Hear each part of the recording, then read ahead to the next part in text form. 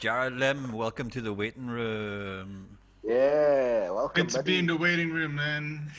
Kind of Yeah. feels Thanks for like my joining us. room. Pleasure to be here. Thank you very much for coming on board with us. Yeah. So, How's things hanging, man? Cheers, yeah, cheers. how are you handling the never-ending lockdown? This like the lockdown or the previous one? All of it. All of it. It's a whole one lockdown. It's one and two because there was a slight break sequel. in between. There's Yeah. think back where you actually got to play. You actually got to play actual, really real gigs in Langkawi, didn't you? Yeah, that's what happened in the middle. So Yeah. so the first one I was actually stuck in PJ with my older brother, without without a bed and without like a laptop. So I was just luckily I had like an acoustic guitar. Wow, So, you mean the whole MCO? The first, well, for lockdown. the first bit, the one That's where a you long- couldn't. Yeah, that's Yeah, long, it's pretty man. long, man. Shit. It kind of eased up later that you could pass the 10 km radius. So Okay. that was alright, I guess. I mean, it's not alright, but it was. I mean, you can't really complain. In hindsight. Did you write? mean- Did you do a lot of writing during Yeah, I that? did a Yeah. lot of writing. I managed somehow managed to get in touch, got connected with these movie guys, and I got commissioned to write a song for for a soundtrack, 2 songs for a soundtrack. So I was able to keep busy then. That's fantastic. So I could. Nice. And then, Is it a local movie? It's not a local movie actually, but affiliated with some local guys. So yeah. Are you I not think allowed it's- to talk about the movie? I think I won't talk about it yet, but alright. it's coming out this year, I believe. I think they're at the coloring stages. Okay, cool. Nice. So I had to sneak to you guys know Anand, right? Yeah, of course. Yeah. So I brought Anand on board with it, so he recorded it. So, So you had to sneak him I into think- your house or something? No, I was doing like a little demo Okay. version, like super acoustic demo version, and once it was approved, then I went to his studio, and I had something to work on. Okay. Apart from that, I was drawing a little comic series All right. called Zombie Boy.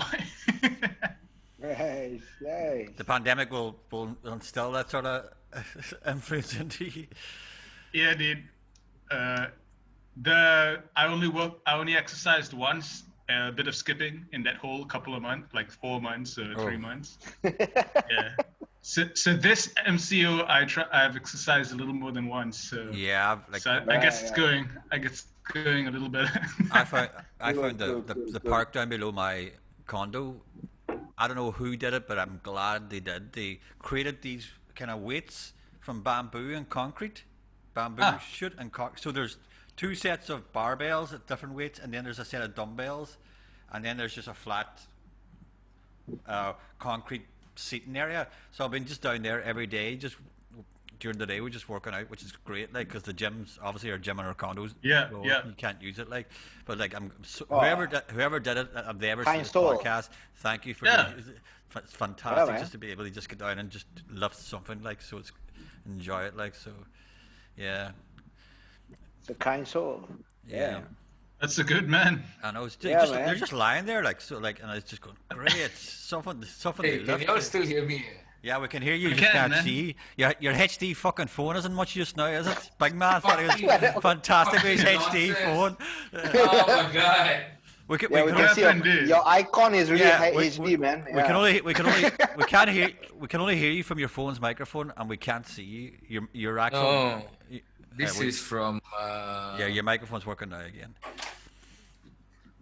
Right. Welcome to the waiting room, Jared. This is the usual fucking. Welcome to nonsense the that goes waiting on in room. this fucking place. Come on. What's going on So here? how were the Yeah. gigs? So how were the gigs in Langkawi? The gigs, it was nice. I mean, it was interesting. It was more of a solo thing because I always play with a band. Yeah.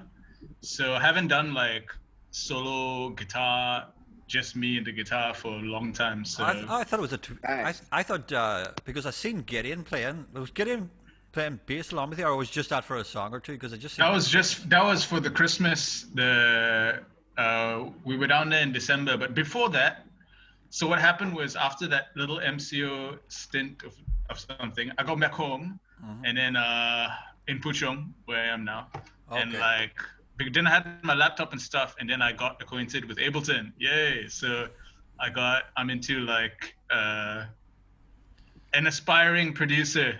Nice. Anyway, but it's good for demos and stuff. And then the second MCO, or what I thought was the second MCO, was announced, and I decided to just get a ticket and head over to Langkawi, one way ticket, and I went there, and happened to be surf season, and I learned how to surf, and then hold on, you didn't know how to surf prior to that? Because of all the people if someone had asked me who knows how to surf in your group of all the people that you know, you and your brothers would have been the people. Them guys definitely have to know how to surf. That's what everyone says, but no, man. So yeah, so it was quite cool. I was there for almost a month and a half, and then I got to learn how to fix up a surfboard, and I got my own surfboard. Nice. Wow. Yeah, and then I had a few shows there. And then in December, I went down there again, and then I was gigging. That was when I was gigging with my brother and Gideon. Yeah. And I did a few shows with Daniel as well. Yeah, I seen a few of those pictures. Yeah. And it was good to just get playing again, I would assume.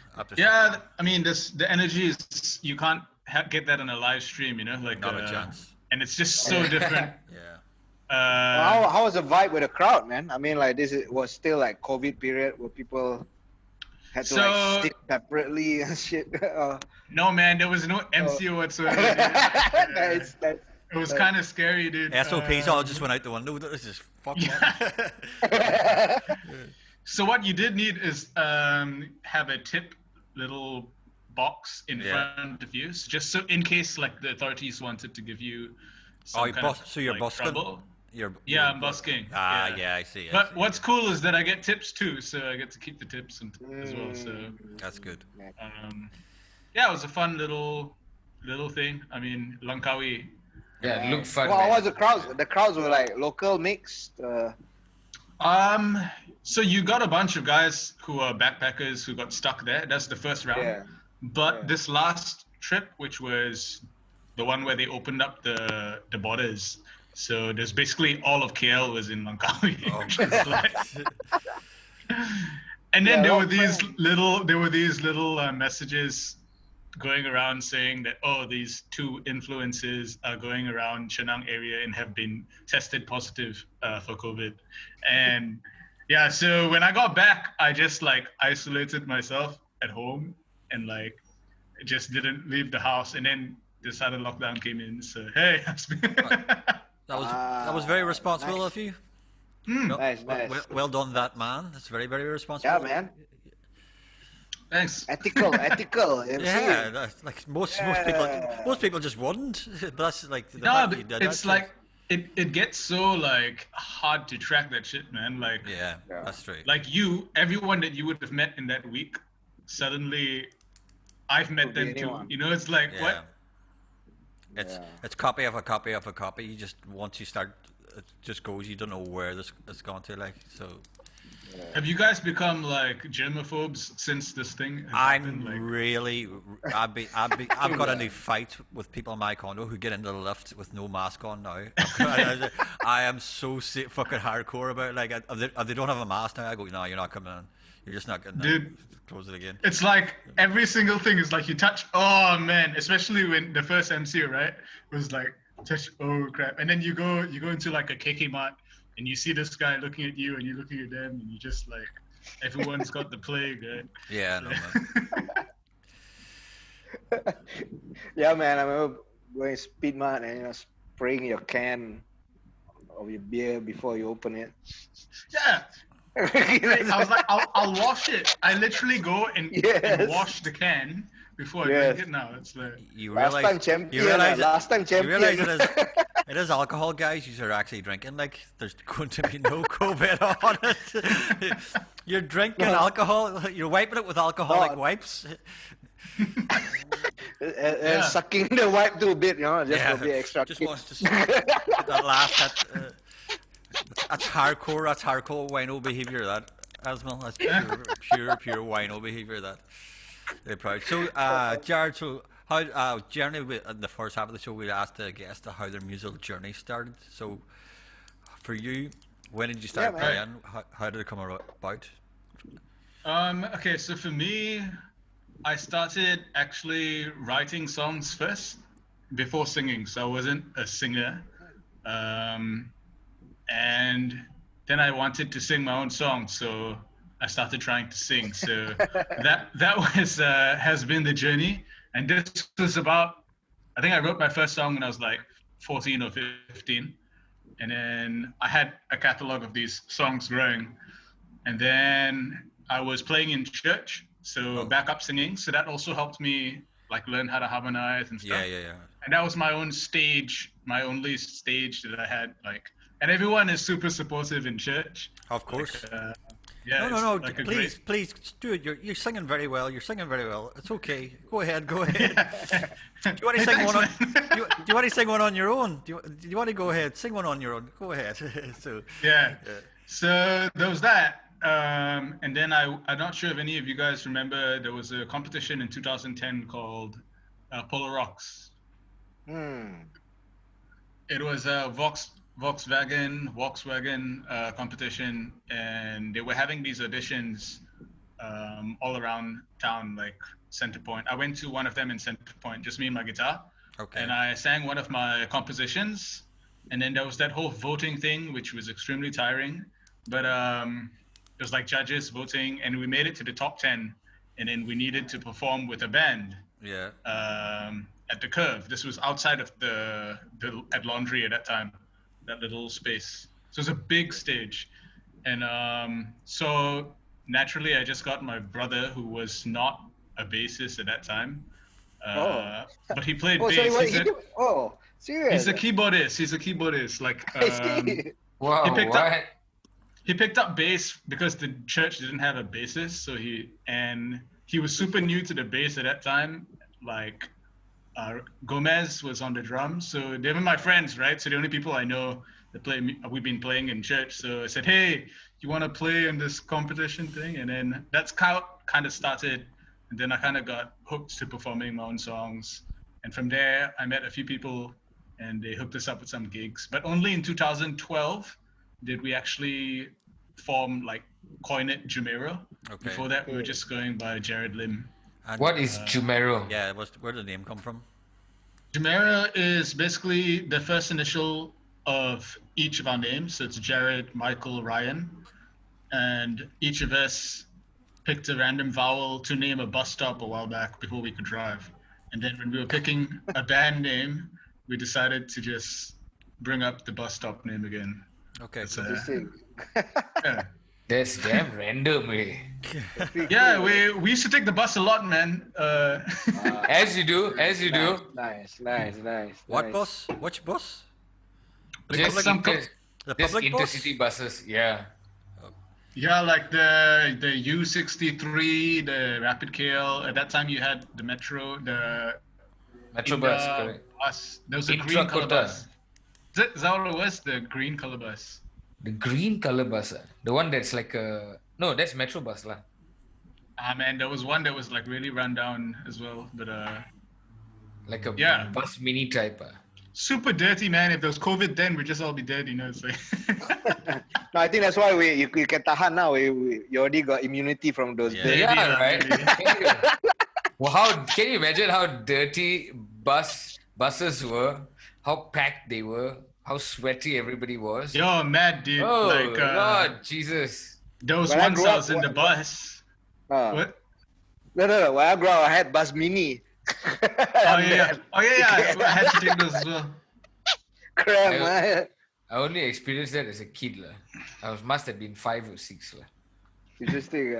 Hey, but buses, hey, important man, buses, because like the bus minis was where, you know, the drivers were, they were tastemakers. They would play the latest cassettes. I remember one bus mini that I took from my grandpa's place in KL.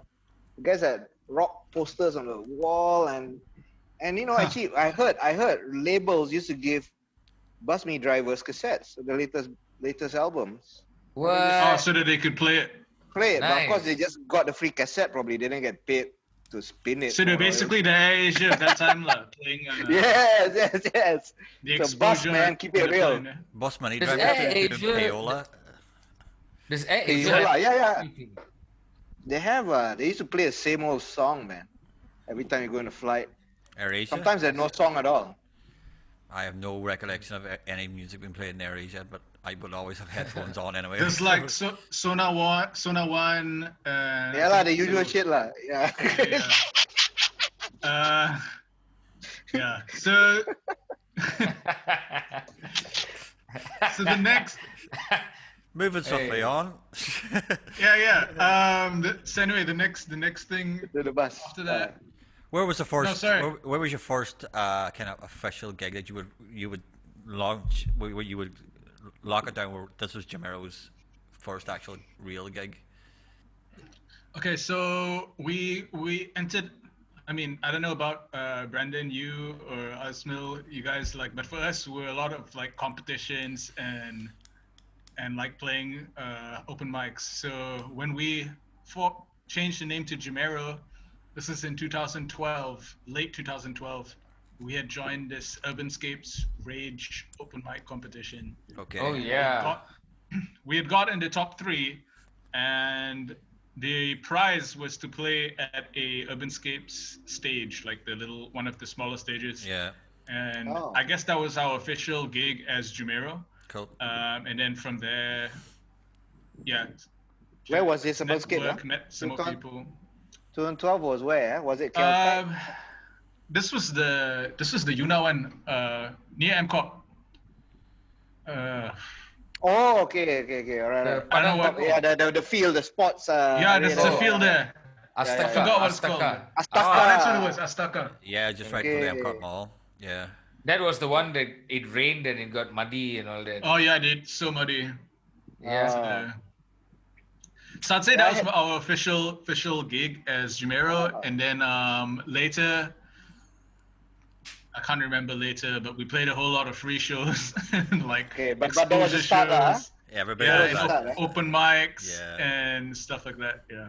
Okay. Cause when I I heard of actually- you guys first time, you guys like, hey, where these guys come from? It's like, cause I didn't follow competition, so it's like, hey, these guys like, I thought like you guys were playing a long while already. So 2012, huh? Serious, huh? Yeah. I mean, it's quite long now. Now long lah, yeah. But I remember seeing you guys probably in the mid 2000, probably about that time lah, 13, 14. Seeing you guys, hey, cool, you guys, yeah. Cause look, you guys had it seems like you guys had it already there, your image, everything, you know. The looks always The changed, songs. are nailed down. Yeah, really nailed down. Cause you see a lot of new bands come up and they're kind of like, what you call it, a bit insecure. You guys were like, just like, oh man, you guys like had it, man. Thanks, Yeah, man. that's We're true. trying to do what do we do? We basically do what the only thing we know how to do. Good. I think that's all you gotta do. No, that's what important. I think. Yeah. It's Yeah. cool. Was the was the surfer look always there, or did that happen over a period of time? I think it was there before we started the band, but it was like slowly progressing. Like, I don't know, just like it's really hot here. So it's practical lah. It was a practical thing, and yeah, man. I'm wearing a t-shirt, dude. Like in the Yeah, I house, haven't seen you in a t-shirt very much. It's usually white beaters. Like, Yeah, exactly. The white beaters thing, like Asmil's got on. Like usually White beater. that's what you call them Yeah, back that's home. what I call it. Yeah, That's what I call them back That's home, right. white beaters.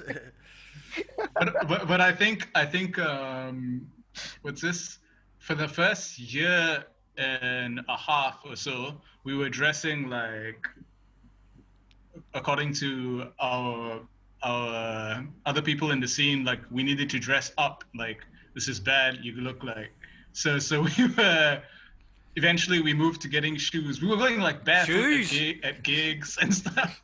We went from shoes to then long pants, and then long pants. Serious? Yeah. Oh. At certain shows now, like okay. Corporate shows, like corporate shows, yeah. Yeah. Or like a show like Alexis, which they won't let you in even. Did you play Alexis? Don't tell me you played. God, no, actually, please tell me you played Alexis. We've played Alexis quite a few. But please tell me you played him in your normal board shorts and your fucking white beaters. No, I wish we could have, but we couldn't, man. So. Have you all ever played a formal corporate show in your beach surfer look?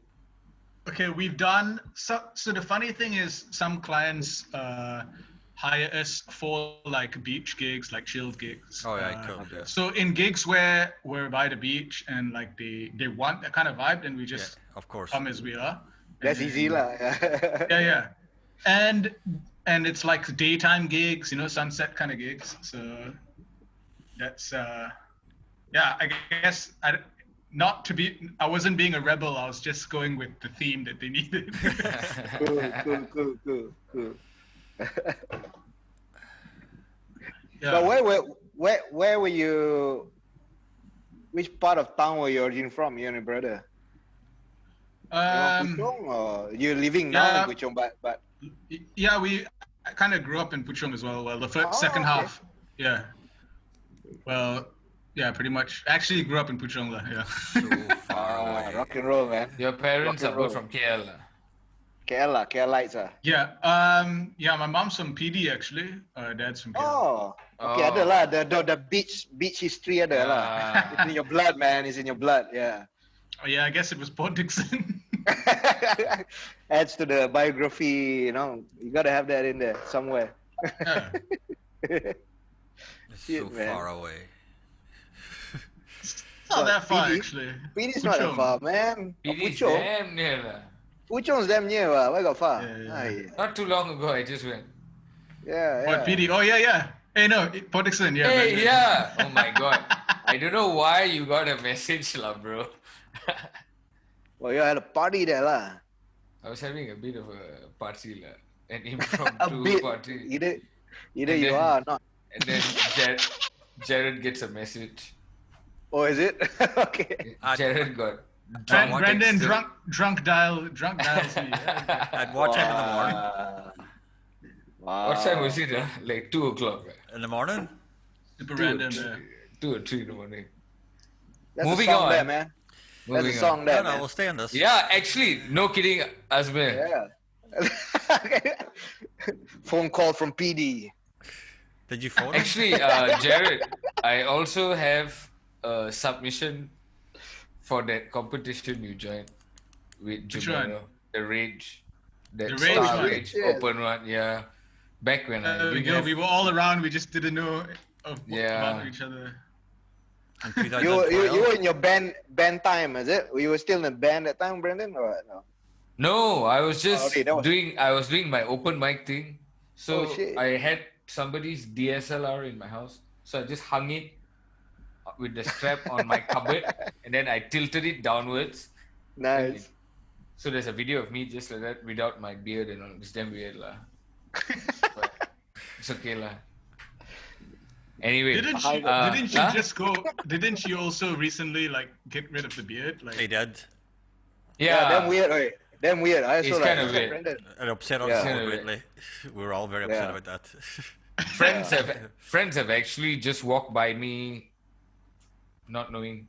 It's kind No, of it's amazing what the beard does, man. Like I've not been able to recognize one of my friends like before. It's a funny story. It's like I was doing an internship and I used to sit across from this guy who had this massive beard. Oh The my same God. place, you know? You cannot And every day we would sit across from each other and we just be doing our work. And then one day I come in and I see this other guy sitting across and I'm like, it kind of looks familiar, but I don't know. So just so I wasn't rude, I went and said, "Hey man, I'm Jared. Nice to meet you." And he's like, "Fucker, it's me lah." Oh my God. That's a good story, man. No, did he And I'm think? like, hey, I just. Did he think you were? Did he think you were taking the piss? Did he think you? Or did he No, know? man. I was so genuine, dude. Yeah, you must have looked so honest about, hey, you're new here, hello. I'll introduce myself. Yeah. I'm like, yeah. You didn't cover line lah. crap. You didn't No cover line cover lah. line. Like, psych. No. No cover line. I was just like, holy crap, you look so different without a beard. It's like, No, that's happened to me so many times when I moved to Malaysia. Just it's not people with beards; it's just meeting people, and then them meeting them about a week later, them having a conversation with me, and going like, "Oh, I'm Derek." They're going, "We know we were talking last week. You fucking dick." Yeah, like, oh, that happens so much. that's because you meet so many people. Like, Yeah. Yeah. Terrible with bands and names stuff. as well. It's awful. That's true. Jared and Asmir, both of you could rock a beard, you know. I can't grow a beard. I got my side. I can one. I can't grow a beard worth being called a beard. Like, Trust me. All you have to do is just not touch anything on your face for about a year and a half, and then Just- I've done, dude. I've done. It's just here and macam misai kucing. No, I just don't have that. I got my dad's side. It's not Yeah. hairy. My brother can. Damn jealous, my brother. He can like. yes, sir. Asmir, I can see it. I'm the most botak indie guy lah. When I grew up, I always wanted a mustache, you know, because I watched Magnum PI, you know. I want to be Magnum one day. I'm like, fuck, I can't grow. For all the reasons they want a mustache and Magnum P. Mustache. Magnum PI. I'm still trying to get my. I'm still trying to. I've got PTSD from growing up around men with mustaches in the 80s in Ireland. Just everybody just had mustaches. I just don't want anybody to have them anymore. Horrible things like. So, we're coming up to the end of the first part. So the second part, I think we'll start kicking into Jumero's recordings, and we'll start kicking in around the especially the Waikiki open mic scene, because I think your relationships with Daniel and Joy and all is quite important to your journey as well. Like, so if you want to kick into that later on in the second half of the show, everybody cool with that? Yeah, we Okay. can do that. So we'll take a 10-minute break and then we'll go back into the second half. Okay, guys? Alrighty. All right. And welcome back to the second half of the show with Jared Lim. So, I think it's very important for a lot of Malaysian bands, and especially the way that a lot of musicians got to know each other and come together was the open mic scenes here. And I think it's definitely where the first time I seen you, or probably met you, was probably the Waikiki ones. Right. So when was and I know that the people are like with Daniel and Joy all ran the Waikiki gigs. Like these guys formed a very close friendship. So Waikiki. Waikiki. So Yeah, the jam sessions. the jam Say session. Waikiki. I was like, what Sorry, is you're this? probably. I was wondering why. You're talking about- I was wondering why Jared was looking confused there. He's going, "What the fuck is Waikiki?" I'm sorry, earlier the first part of the show, so you said Kiki something else. Like, what is Kiki? I was like, is it a band? Actually, I understood that, man. I forgot that perfectly. Well, that's Yeah. okay. Okay. But yeah, the jam sessions. I guess you could consider them as kind of an open mic thing, but I just want to backtrack with that as well. Because I came up in like the indie scene of like doing the Midikaria, the B, Okay. like that whole Yeah. where a set consisted of 4 songs, and like and it's just original songs that you would be playing. Good. Maybe you decide to put it in a cover. So that's like a indie scene, and in Malaysia, I think the scenes are kind of separated. Very you've got, distinctly. like- very. Yeah. It's So I mean, you've got your jazz scene, you've got Yeah. your indie scene, then you've got Chinese your super scene. rock. You like got your rock, you got your Chinese scene. You got your Malay scene, which is kind of there's Yeah. a Malay scene, and then there's a Malay rock scene, which is completely different, separate to a lot of things. Like, so Yeah, super separate, and we don't know anyone in those scenes, and they don't know any of us. Oh. Even though you could have been doing it, like could have been doing music for like 10 years, and you still, when I was like after 2 years in the mixing and no black tie, I'd convinced myself I know all the, like I must know all the big players in the Malaysian scene by this stage now. And I'm 6 years now into it. I still there's still people I have no idea. I'm just meeting for the Even first time. if, New, like even weird. within the indie scene, that there's also one side indie scene doesn't know this indie scene exists. Yeah. Even the Malay scene, man. There's like the Shah Alam scene. There's their own little like. It's very different. It's like it's weird their Yeah. own thing. because Yeah. back The home, Johor scene also. back yeah, home, like back home with the indie alternative scene, we're all small. We're all aiming for the same thing. We all knew each other. We're all like Yeah. sort of like when I used to run gig nights so back home. So I would try to put on a heavier rock band, an indie band, and an acoustic band on my gigs. So you get a bigger crowd because it'll be all different kids, indie kids, metal kids, rock kids would come to the gig. But it was just as to kind of give a different vibe to the gigs as well, rather than just having same the whole time. Like, but Yeah. so everybody. I mean, the early 2000s, knew each other. early So- 2000s was like that in KL. I mean, when I was first playing, but I think this was like the 2010s onwards. Things started to like with the internet and all this stuff. It was weird for me to see so much distinct separations in scenes. It was like, no, we're in That's this true. scene, they're in that scene, we're all That's in this why. scene.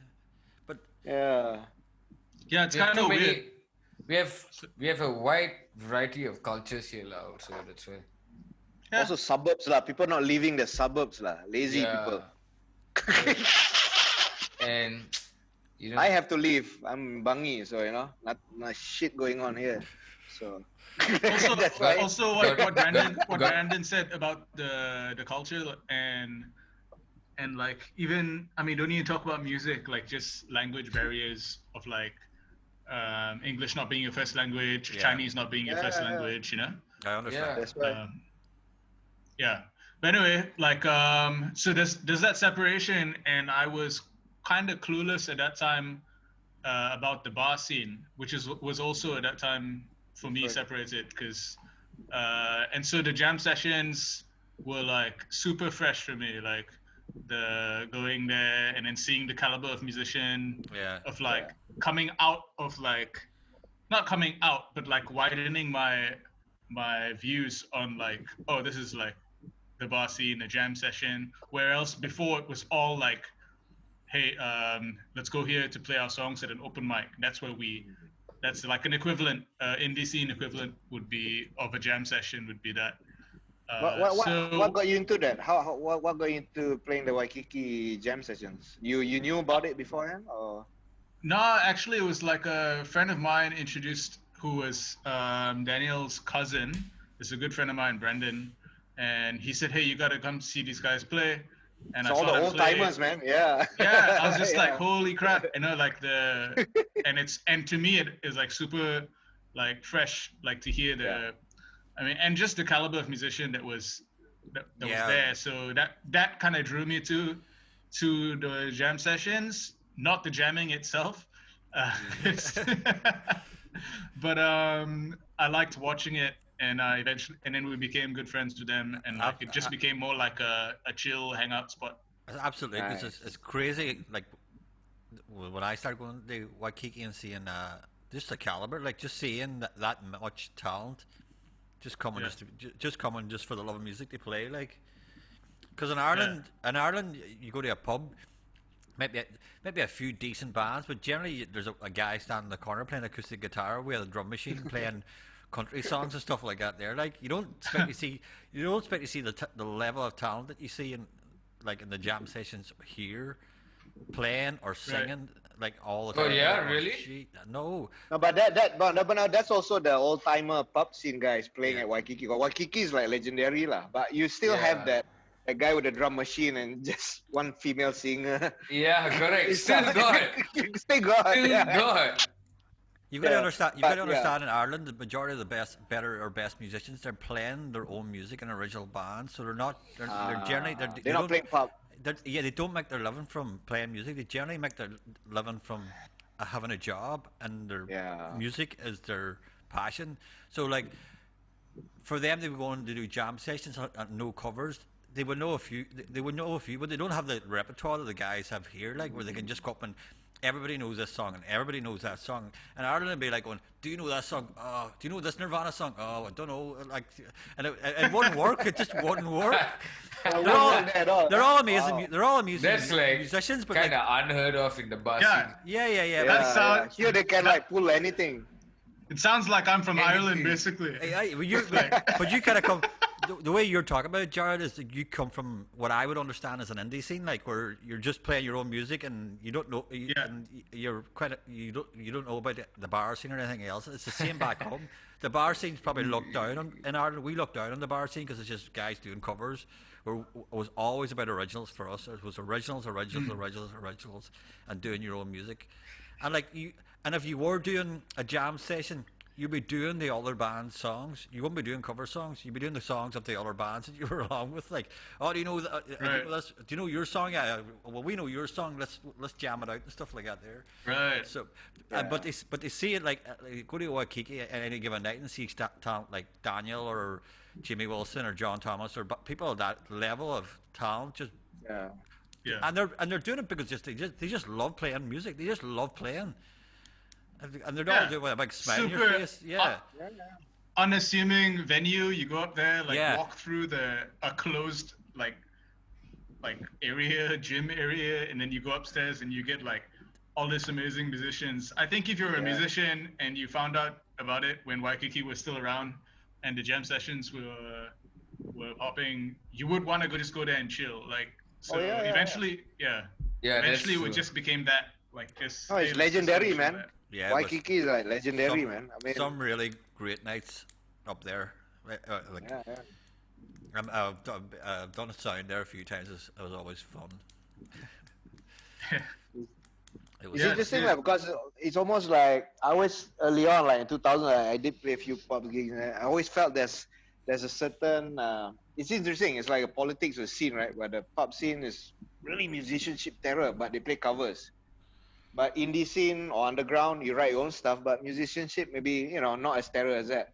But it was a great divide where I think both needed cross-pollinate. Doesn't happen that often.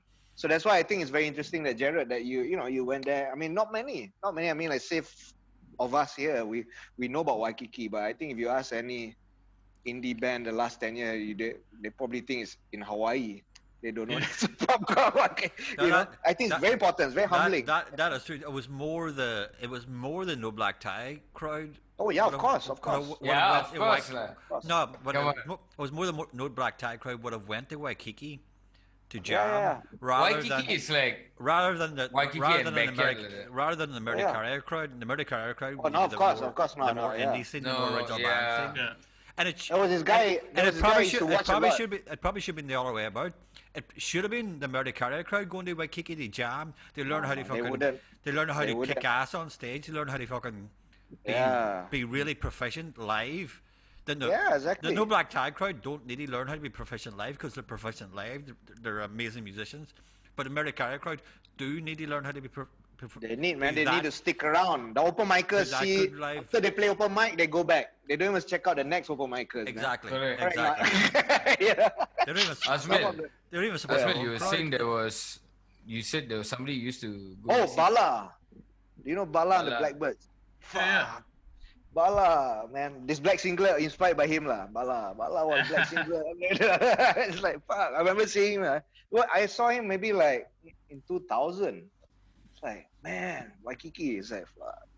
It's like I used to play there Fridays. Yeah. Yeah, Fridays, man. It's like fucking crazy, man.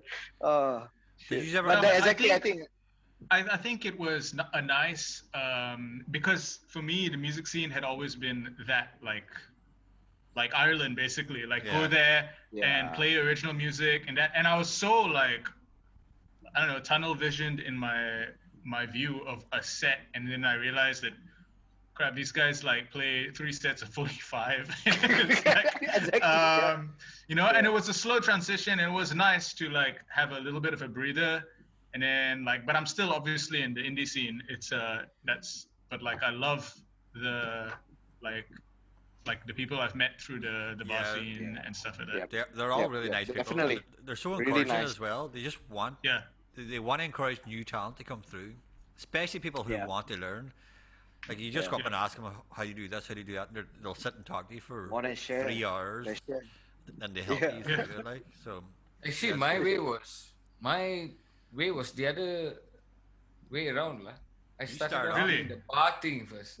The bar thing. Serious? Yeah, Your dude. dad- And when I walked into Murder Career the first time, I went there and played 2 cover songs. And then Brian came up and said, do play your all own songs. But when I discovered Murder Career, I was like, wow, what is this whole new world that I just discovered? My head was always, I was seeing your Joy, your Gerard Singh, your Mark Wayne, Albert, Because of your dad, Ada. right? Like Yeah. So Yeah. you were exposed to how these people were just doing the gig, the pub circuit, and doing the corporate shows, and how they were living off being full-time musicians. Yeah. And then I came across Murdikari, then only I was like, oh, there's a whole scene of people just recording Oh, that's their so own interesting, man. albums. Yeah, dude. Yeah, And then yeah. yours is the other way around. completely the other way around. Like yeah, I had no idea. Like never went and like saw music at bars and stuff like that. It was always kind of small and interesting. yeah, just it's kind of funny that our journey is a flip side, dude. Yeah, dude. To come to exactly the same place. Exactly. stuck at home without no performing. Yeah? Yeah, good. Just applying for jobs. God. Have you been applying for jobs? Like, what's the deal? Like, Yeah, lah. I had an interview yesterday for some writing, Right. writing thing for some online forum thing. I was like, okay, cool. Let's see how this goes. nice man. Speaking of, Yeah, what is your profession, Jared? Do you have, aside from obviously your music? it's honestly I didn't study music. Studying music obviously has been still a journey for me, like by myself and through people, YouTube. Yeah. But what I did study was multimedia design. Okay. And Interesting. Okay.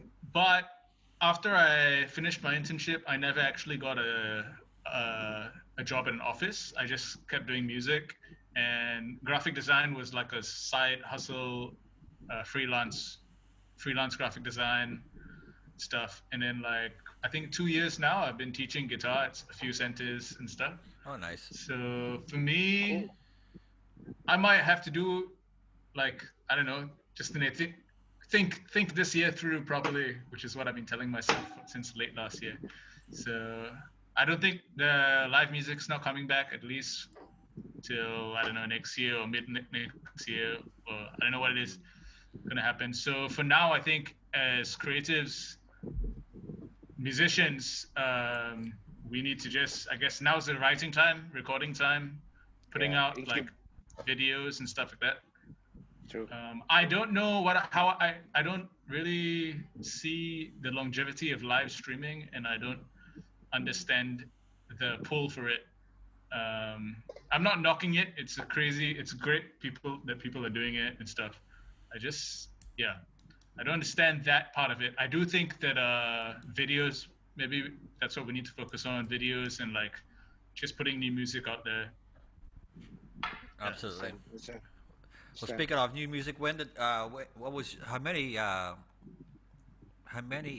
should I call them EPs or albums do you guys have out in the ether now? So we've got 2 albums out and a couple of singles out, like two collaborations, one with Darren Ashley, one Okay. with Froya. Oh yeah. And then we've got one song that we released that I wrote last year during the first MCO called Bloom, that was released in November. So that's out. And then Yeah, I heard that. That's a nice one. thanks, man.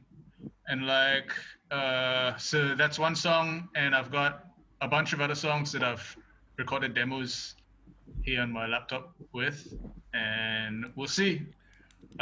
This year, try and release a few stuff. But yeah, I guess for Jumero, yeah. That's good. That's a lot of material release, which is a good thing. I always encourage people Do you have to have much original a music. Do you have a rough schedule for your next release already?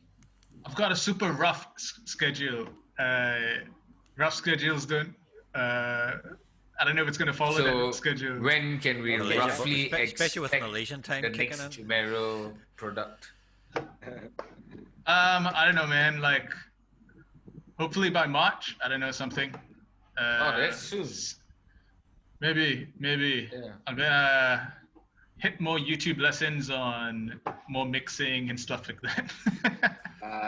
And if you ever need to get your stuff mixed, the waiting room has a I know. mixing actually. See, Who are you pointing at? I'm Hey, on my screen you're is you. on my screen. You're pointing to Jared. Yeah, Jared's over here. To me, you're on my right. No, I'm right above you on our screen. Jared's. Brandon, you make sense to me. Like when you pointed to your right, wherever you pointed. Yeah. Anyway, so how did your first That's me your wrong. first album?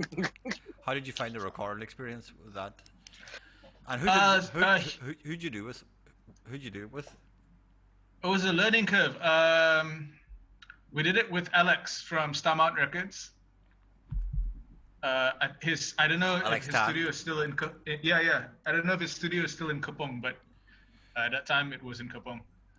So, yeah, it was a very obviously at that time super excited, like young band. We don't know anything. We're literally like, hey, let's go to the studio. Yeah. Let's do this.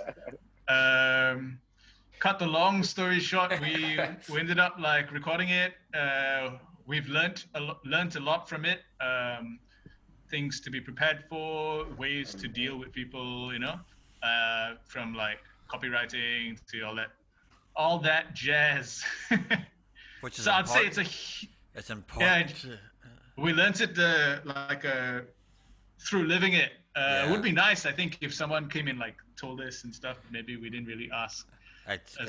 The only way you learn experience is by learning the deep end. You never learn the shallow end. School of hard knocks, man. School of hard knocks. That's the best school. Learn it the hard way. So that came out, and it was still we were still really proud that it came out, and those are some nice songs that I really liked. Yeah. And maybe I'll try and like redo some of those recordings in the future. I don't know. But for now, it's just writing new stuff. And then the second album we recorded with Anand, which we're really happy with the thing coming. The first album was called Stepping Stone, so it was quite fitting for the name. I think, yeah. And then the second one, which was released in 2019, April. Yeah. And then now I think everything is going single-wise, It's kind of weird, like, yeah. Yeah, no, I agree. Like unless the way I've seen it, unless the album is a concept, most people are reducing the EPs or singles and stuff like that. It's the digital generation, it's the iTunes, Spotify generation, and like exactly like the days of getting your record, sticking it on, and just playing it through and turning it over to the other side is it's almost dead. There's some old haggard fuckers left like me and Asmil who still enjoy listening to an album the whole way through. You're older. No, everybody in the waiting room is the same age. Hello. Yeah, we all listen to albums here. We all took Bus Mini at the same time as me. Come on. That's why. I didn't take much. I took fucking Stagecoach. Fuck that.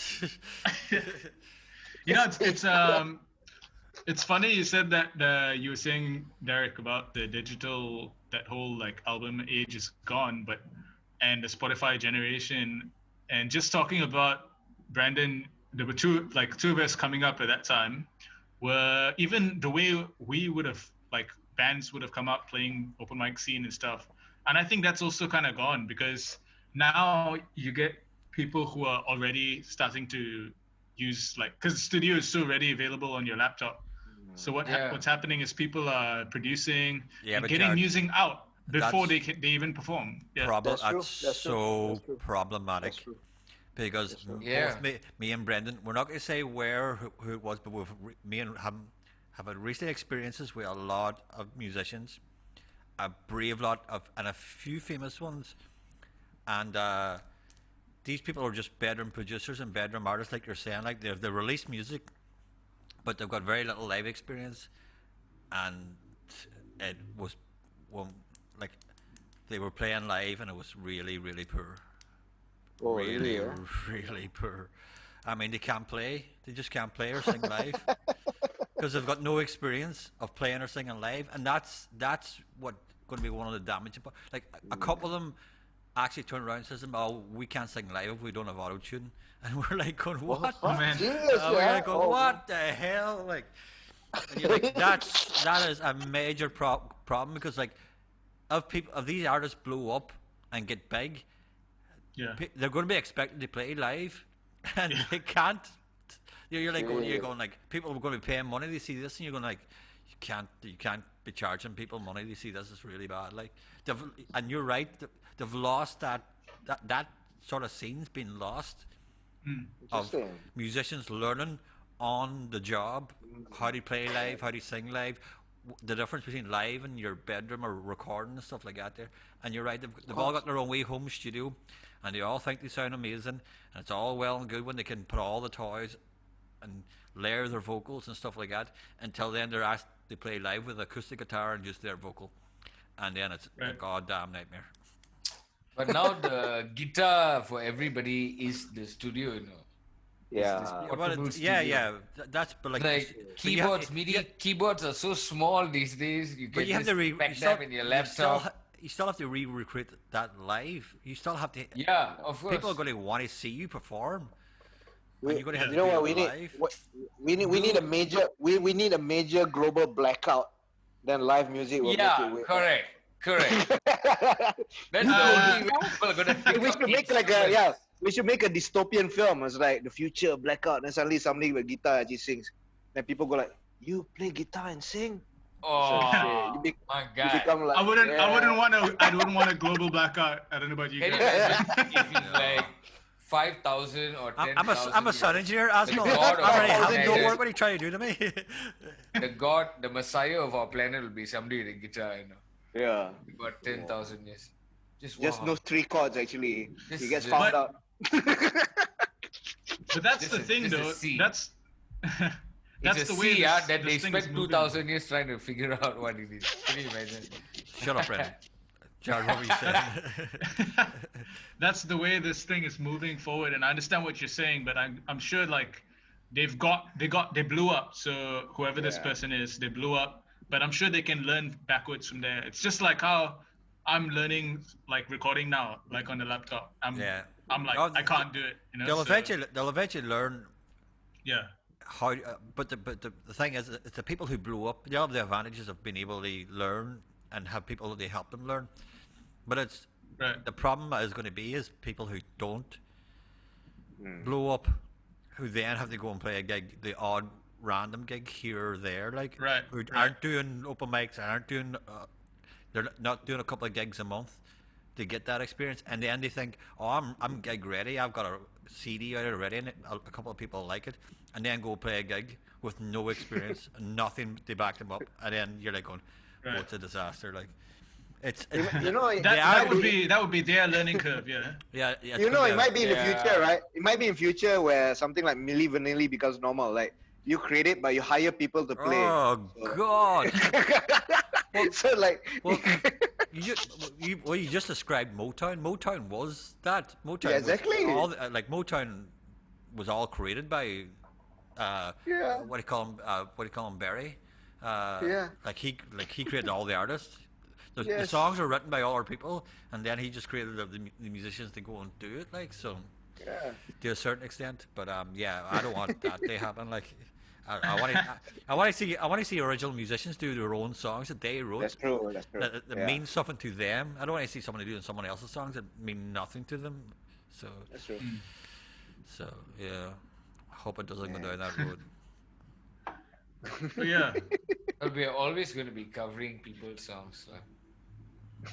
Yeah. lah.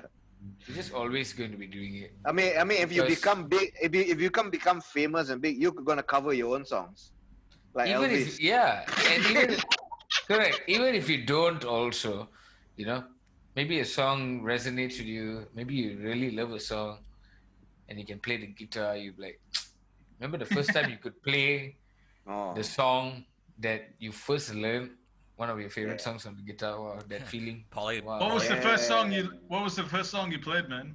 Me, Polly by Nirvana is the first song I learned in guitar. Nirvana. Polly. I think Polly. mine was Good Riddance by Green Day. Ah. Wow. Asmil? think- Actually, Polly also lah. Polly. It's when I discovered the power chord. Yeah, same as that. It's like, 2 fingers only? Fuck! I thought like Kurt Cobain did bar. I'm like, how did he bar Nah. chords? Jared, what was the first song you learned to play in guitar? Yeah, man. I can't even remember, dude. I think okay, so I've always been like, it's not a great thing, but it's just the way I was like, I learned guitar was I never actually finished covering anyone's song. In fact, I was never interested in covering someone's song. I would just learn like a little bit of it. Like, okay, then I lost interest. And I was always trying to put together tunes that I put together, which is, yeah. That's actually a So good thing. I don't. That's actually a good Is that a put thing, together yeah. tunes that you put together, huh? But I think if I could say the first full song, this is much later on, would be maybe okay, performance ready song. Like I learned it to Yeah. perform was one of Jason Raz's songs. It's called Childlike Wildlife. So A child like wildlife. Childlike Wildlife. It's not on any of Childlike his Wildlife. albums. Yeah. Oh. Okay. So I learned that song, and I learned the whole song specifically to perform. I think I started learning covers when I decided, okay, I want to do this for like to job. perform kind of thing. Not a job, for like an open mic thing. Oh, Or, I okay. mean, I wasn't getting paid for it, so like just to play it. But I might be wrong, man. I might have learned some other song. You might have lah. Probably, yeah. Like the I first just- time you learn chords, like the first time Chords. you I would be learn. playing like I'll be practicing trying to get from your G to the D smooth, you know, like and like have the hammer on with like boom, da-dum, like, and that to me was enough to like get me in it. But I think only when I started like writing songs did I try and progress and like try and learn more chords and develop my skill as a guitarist. Yeah. So it's very centered around songwriting actually for me. Well, that's very commendable to you as a musician. Good. Because a lot of people just want to do covers, but like for you, and it seems to be from your inception as a musician, Yeah. you just want to create your own craft and your own art, which is great. Like, it sounds really good. Like, because I always encourage musicians, write your own stuff, get it recorded. You don't want to be I always tell musicians, you do not want to be my age and have never released any music. Yeah. You're like, I would find that very depressing to be like in, Yeah.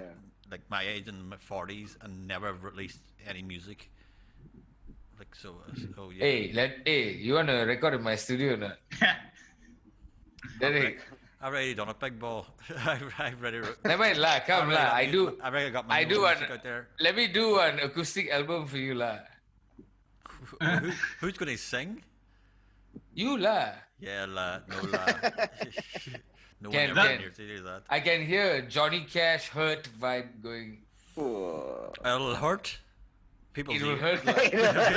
That's what it'll fucking hurt. Or it might hurt their wallet. You know, put Yeah. those vibes out there. I'll take it from the Might fucking. become- I'll take it from the Might credit. become famous. You know. I'll take it from Who the knows? credit you owe me. So like we'll just take those.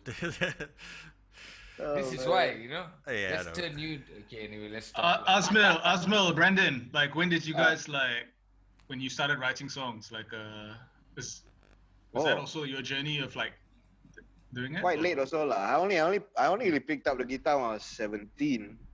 Oh wow. And I think when I was 18 in college, then I discovered I didn't know about jamming studios and bands. I went to college in Subang and met classmates. Hey, let's play. You know, one of the first I was in college and this guy's bunch of nerds, man. They came and, hey, I heard you sing. Okay.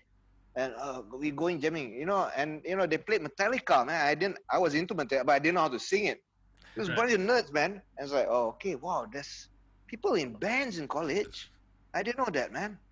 So it was quite late to me. I was 18, but then I had my first band in college, and then only I started writing my own stuff. Nice. So yeah, Brandon, Actually, awal ya? kind of the same story lah. Kind of. Yeah, lah. I mean, I was exposed to the bar scene because of my dad. He was playing in the bar scene, so. But that was the band. Those were the bands I was exposed to lah. I was like even by like 12 years old or 11 years old, I was in No Black Tie, just to go and see or go and watch a show, Really? whatever. Yeah, because my dad would be covering a show, covering a band there, or for the writing, newspaper, yeah. interviewing, Yeah, something. And then he would just drag me along or somebody along. Anyway, so, but getting into me performing and in the band thing was kind of the same story, but it was my brother and his friends. So they also, my brother had heard me sing at home or something and said, why don't you just come? They had another singer, one of their friends who didn't work out or what. So they said, hey, come just join the band. But our song was, what were we playing? We played Love Will Keep Us Alive by the Eagles and Pretty Vegas by In Excess. Nice. Or something like that. Don't know what we're doing. And then we joined a couple of competitions. That time, my brother and his friends had named the band Shoelace Untied. Shoelace Untied. It's a pretty cool band name, actually. I asked why. It's because one day the fella shoelace was untied. There's no story. One day. And then ITI College in Subang, they were having a talent night. So I was 17 also. And that time I didn't play the guitar yet. I didn't pick it up yet. So I'd be damn awkward with the mic. This is the mic. I'm standing and singing. One hand is like that. The other hand is like that, bro. I don't know what this hand is doing. There are pictures of me somewhere standing on stage. Like that. Okay. You should totally post those pictures, man. I'll find it and send. Because I didn't know what to do with my Thursday. hands. And I was so like shy and nervous or what. And then, we actually got second place at this competition. And then Wow. ego went up, bit party, bit, let's go do this, let's go do that. Igor? After 2 years, the band. That downhill. Ego. Igor. And it was downhill after that. You're talking about his first time, Jeremy. I remember one time I brought it was my schoolmate from primary school, high school. He didn't play any instruments. So when they fooled around, I had a friend on drums. And we played Creep. We didn't know how to play the pedal to do the Everybody play Creep. gag, that gag, right? You know, my friend went to the mic, gag. Okay, guys. We've come to the end. So we've come to the end of this. So Jared, Cool. would like to thank you for coming on the podcast tonight. So Thanks for having me, man. no problem. Yeah, man. Let us know how the new recording stuff goes. Keep us updated, and when you get it done, maybe in April or so, we'll get you back on with this and to promote that. Sweet. So maybe hopefully with a full band this time with your brother, and we've already had your drummer on. So All right. roll it on again. Jared, now you have the last minute of the show to send out a message. So Quickly, you've got 30 I think seconds. You've Give got us- about give us your 35 fu- seconds. Give us your Instagram. Give us your. Because it's going to get. Oh, right. My band's name is Jumero. It's Jumero music. So it's Instagram.com/Jumero music. Spotify is Jumero. And the others is all Jumero music. Jumero. Jared Lim, All right. The Waiting Room. We are out. Thank you very much. Hello, Kenna.